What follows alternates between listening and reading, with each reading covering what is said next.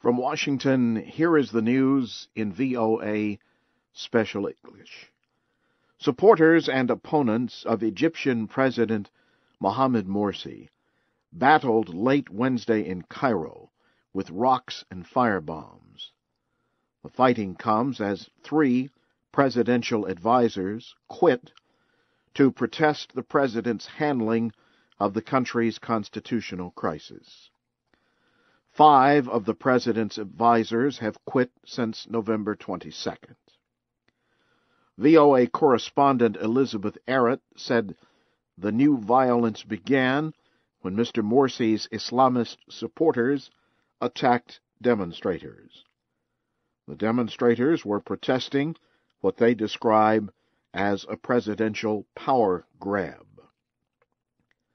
The Muslim Brotherhood had called for a protest in support of Mr Morsi, while his opponents remained in front of the president's official home. American Secretary of State Hillary Clinton has praised the progress made by the NATO security alliance. Secretary Clinton spoke at what she called her last NATO foreign ministers meeting. Ms. Clinton said Wednesday in Brussels that she has spent a lot of time at NATO headquarters during her 4 years as the top U.S. diplomat. She called it time well spent. Secretary Clinton was at NATO headquarters for 2 days of talks among the 28 members. She called the alliance, which was formed following World War II, one of the world's greatest forces for security.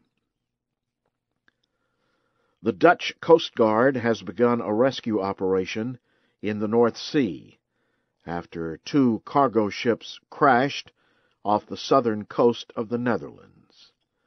Reports late Wednesday say Coast Guard officials believe the cargo ship Baltic Ace was sinking some 50 kilometers from the Dutch port of Rotterdam. The ship hit a container ship earlier in heavily traveled shipping lanes. A Coast Guard spokesman said crew members from the Baltic Ace were found on 4 lifeboats. They are being lifted from the sea by helicopters. The 12-member crew of the container ship Corvus J remained on the badly damaged ship.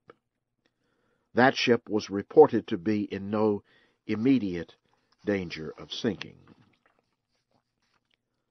Higher tax rates for the wealthiest Americans and reform of health care spending for the elderly and poor are the key issues in the dispute over government financial policies. President Barack Obama says he will not agree to a government spending deal at the end of the year without ending a tax cut for wealthy families.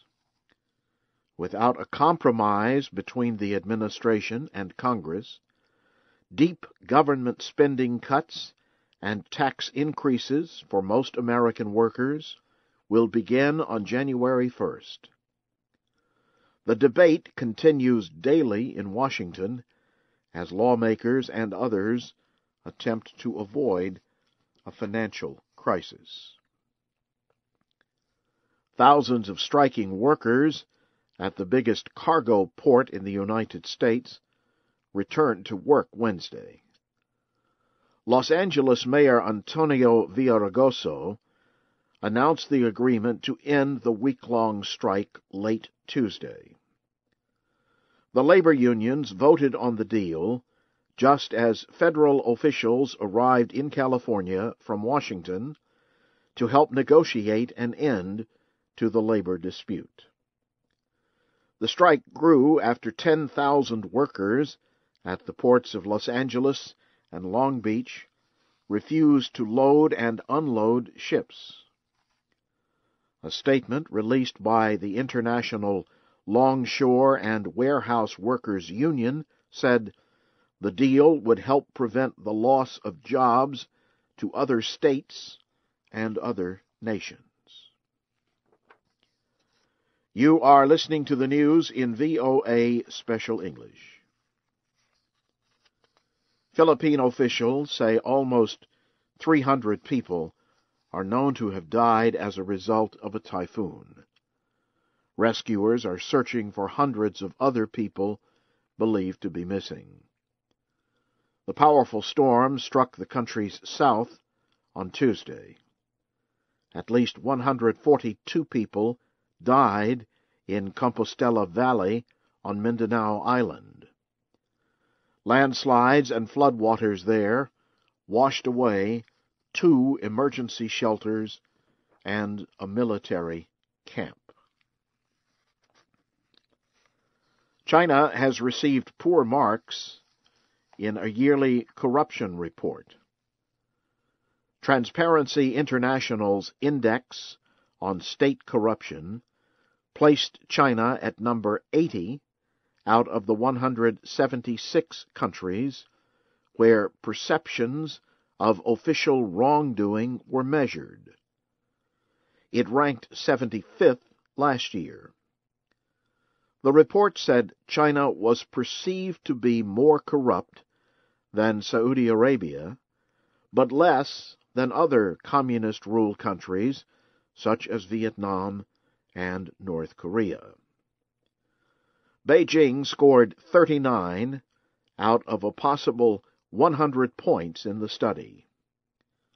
China's Communist Party has promised to move against official corruption.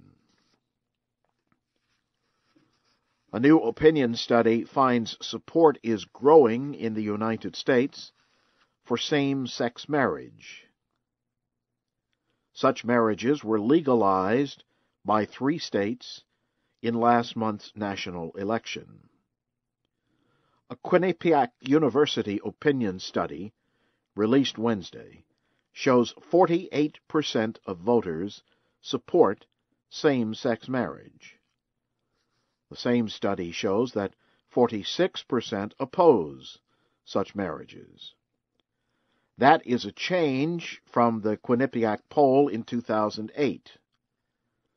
That year, 55% of those questioned opposed same-sex marriages.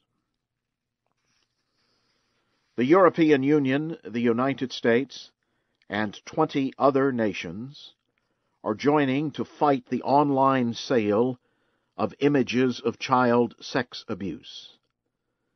EU Home Affairs Commissioner Cecilia Malmström and United States Attorney General Eric Holder announced the World Alliance Wednesday in Brussels. Ms. Malmström said there are an estimated 1 million such images online. Countries taking part in the effort have committed to care for victims, strengthen efforts to charge offenders, reduce online child abuse material, and increase children's awareness of such risks online.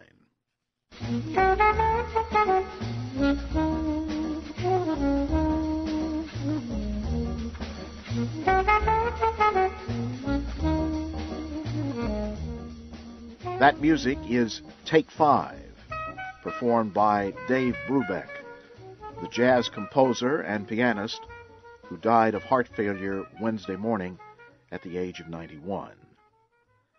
Mr. Brubeck was a music legend for more than a half-century. He formed the Dave Brubeck Quartet after World War II. Many people believe the song Blue Rondo a la Turque from the album Time Out started a new beginning for jazz. The song combined complex time signatures with classical, jazz, and third world rhythms. The Time Out album was the first jazz album to sell more than 1 million copies.